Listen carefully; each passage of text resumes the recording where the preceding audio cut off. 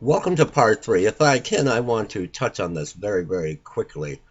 This video has gone viral across the YouTube channels, and it's what appears to be a flying black horse over Saudi Arabia. And many people are relating this to end time Bible prophecy, a prophetic sign of the black horse of the apocalypse that is riding. Now, with that said, I have followed this person, and when I show you his picture, if you are a Christian and you've been on YouTube for any length of time, you'll know exactly who he is. Now, he came out with a video that I seen today where he's given a prophecy. This was back in 2008. It was at an all-girls school where he had been shown he had been taken up and given this vision of this black horse that would be flying in the sky. Does he look familiar? This is Dr. Edward Ower. Now, many are relating this to an event that could take place in September of 2015, this flying black horse over Saudi Arabia. The problem I have here is I've been following Dr. Edward Ower for quite some time, many years, and the prophecies that he has given in the past early on, it appears that they have indeed come to pass. But what concerns me is now, after that video went viral of this flying black horse, he comes out with a prophecy that he had given back in 2008 regarding this flying horse in the sky. I quit following Dr. Edward Ower, and I have for some time now, when he made the claim that he was shown a vision that when he would be assembled to preach at a certain location, and he would have all of the elders with him, that God showed him that this would be the rapture of the church. That time has come and passed, and of course we're still here. There has been no rapture. And as far as the flying black horse, let me explain that. Now, to make a long story short, it's been uncovered that this was a hoax, that this in fact was a toy, and it was a balloon, and actually this same hoax was pulled off many years ago, back in the 1930s. Let's go now to asteroids.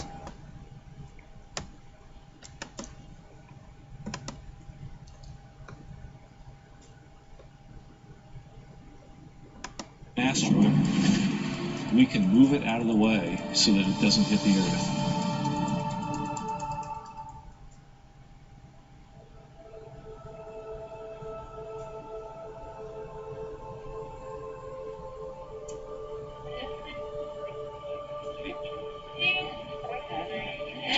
Checking out traffic this morning along the Huey Gardner Guy Valentine. It's a bit of a battle for drivers without cover. I'm talking if you don't have any shade, you're fighting some pretty bright sunshine. Also caution on Highway 7 going east of Highway.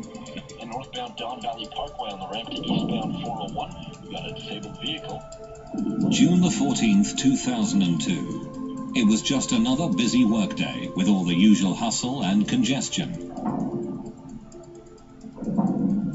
With all the close calls and near misses that people all over the world have come to accept as the normal level of risk in everyday life. But on that day, high overhead and behind the sun, what no one saw coming, what no telescope on Earth was able to see against the blinding light, was an asteroid big enough to destroy an entire city. It shot past less than a third the distance to the moon, and nobody saw it. And an asteroid. Now, many people are looking at this asteroid. We're going to look at a couple of them as possibilities for this event to take place in September of 2015. One is asteroid 99942, named Apophis. Now, the only problem with this asteroid is, and it's a major, major problem that could change the face of history, the face of mankind forever, and destroy this planet. It's not going to have a close encounter with Earth in September of 2015. It won't have a close approach until the year 2029. Now, many are looking at another asteroid for September of 2015, and it's called Asteroid 2014 UR116. Now, when you do your research, and I'm not talking just about NASA, I'm talking about doing detailed research into this asteroid. The problem with September of 2015 is that this asteroid will not have a close flyby, a close alignment with the Earth until 150 years from now. But what I've uncovered, I think, is going to surprise and maybe shock everyone that is listening. I want to take you back, if I can, before the year 2011 to an event that happened to me in my lifetime. Now, in a moment, this will all be perfectly clear to all of you. Before we go back before the year 2011 to an event, a vision that I was shown, let's go to the last few weeks. I have been suffering with health problems and have been in a lot of prayer for a lot of pain that I have been dealing with. And I've been keeping my Bible with me and sleeping with my Bible. And for the last number of days, I have gone to sleep praying to Yeshua and to Jesus and to Yahweh. And in my dream, and this has been going on now, this for the last 4 days, I'm walking with Jesus. I'm walking with Yeshua. And I don't know how to explain this. He doesn't look like the paintings and the portraits and the drawings of Jesus that we've all been accustomed to seeing. His hair is short and it's very curly. His skin is dark, olive color. His eyes are, I want to say brown or possibly hazel. And he's wearing the most magnificent white gown with something around the waist that appears to be a type of leather, I don't know. And on his legs are wrapped, it's like leather bands wrapped around the calves of his legs. But I have to go back to the Shroud of Turin. There's a similarity there, but the hair is not that long, and he appears to be considerably younger. But there is a young girl that has done a painting of what Jesus appeared to her to look like, and the similarity is striking. And I'm walking in this dream, and this has been going on for the last 4 days, and we're in a crowd of people, and they are screaming, and they are running. Something major has taken place, and I have been troubled by this because I'm not seeing the entire vision in this dream. Old men will dream dreams. So I've been thinking for the last 3 days anyway that there's something coming, a major event of some kind. And in my head I'm thinking another school shooting. I don't know why I'm thinking another mass casualty like Sandy Hook, but this time it's the real thing. But I've been troubled in my spirit that I'm going in the wrong direction. Well, night before last, before I awoken yesterday morning, I had the same dream, only this time it's the same people, and they're screaming and running, and I don't know, I'm lost, I don't know where I am, but Jesus is with me. And in these dreams, he doesn't speak. But here, he outstretches his arm, his right hand.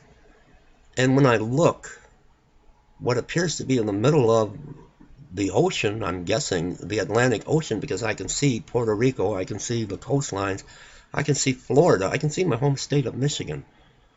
It looks like an atomic bomb has gone off. But it's not a bomb, it's the water, and it looks like a mushroom cloud of water as this water is causing this major destruction to the United States of America. I woke up, and now when I close my eyes to go to sleep, before this dream, you know how sometimes you close your eyes and something you've been focused on, and you can see it with your eyes closed? With my eyes closed, I could see with white letters the words, "My will be done." I woke up and I was shaken to my very core.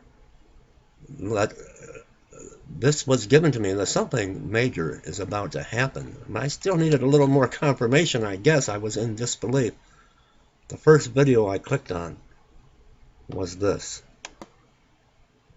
Now, this is the very first video I clicked on when I woke up in the morning, and it's titled Asteroid Impact Event 2015, 7 months until doomsday, and I about fell out of my chair.